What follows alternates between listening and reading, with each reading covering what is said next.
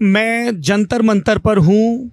आज से 302 साल पहले ये वेदशालाएं स्थापित की गई थी, इस फर्ज के साथ कि वक्त की निगरानी दुरुस्त ढंग से हो। बाद के दिनों में, और जब मैं बात कह रहा हूं तो मैं कैलेंडर में 1988 का साल देख रहा हूं, तब तक बोट क्लब में तमाम धरने प्रदर्शन हुआ करते थे, जो लोकतंत्र की सेहत मापने का एक बड़ा ज़रूरी पैरामीटर है।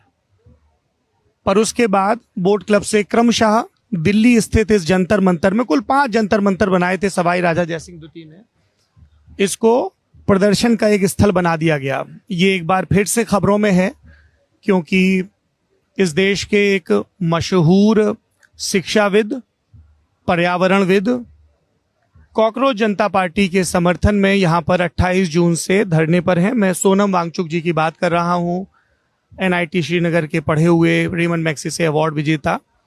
इनका एक बहुत लंबा परिचय है। जिस परिचय से मैं खुद को सबसे ज़्यादा करीब पाता हूँ वो है पर्यावरण के संरक्षण का परिचय, जिसमें बर्फ से स्तूप बनाना हो ताकि जल की विकरालता के दौर में पानी की उपलब्धता रहे, शिक्षा के समेकित प्रयोग हों ताकि ज़्यादा से ज़्यादा लोगों तक शिक्षा पहुँचे।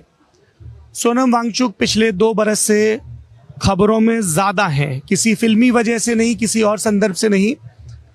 ये उस समूह का हिस्सा है जिनकी ये मांग है कि 6वीं अनुसूची के तहत अनुसूचित जनजातियों को, उनके इलाकों को जिस तरह के अधिकार मिलने चाहिए, केंद्र सरकार ने वो नहीं दिए हैं। पिछले बरस जब ये लेह लद्दाख में अनशन पर थे, उस दौरान हिंसा हुई।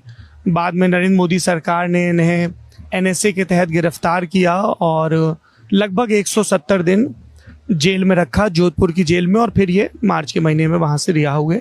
अब 28 जून से जंतर मंतर पर हैं। मुझे पता है कि आपने 15 दिन से अन्न नहीं खाया है, आपका शरीर बहुत कमज़ोर होगा, इसलिए मैं बहुत संक्षिप्त में रखूँगा बातचीत।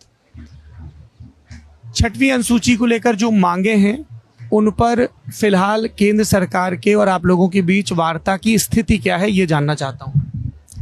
अभी तो मैं शिक्षा के संदर्भ में यहाँ बैठा हूँ, तो उसी बारे में पूछें तो बेहतर है। इतना बता दूँ कि उस पर वार्ताएं आगे बढ़ी हैं, कुछ सहमति भी हुई है, मगर ज़मीन पे क्या उतरता है उसे हम सांस रोक कर देख रहे हैं। मगर अभी मैं इसी बारे में बात करूँ। इस आंदोलन के कई आलोचकों का ये कहना है कि अगर आंदोलनकारी ये कहें कि शिक्षा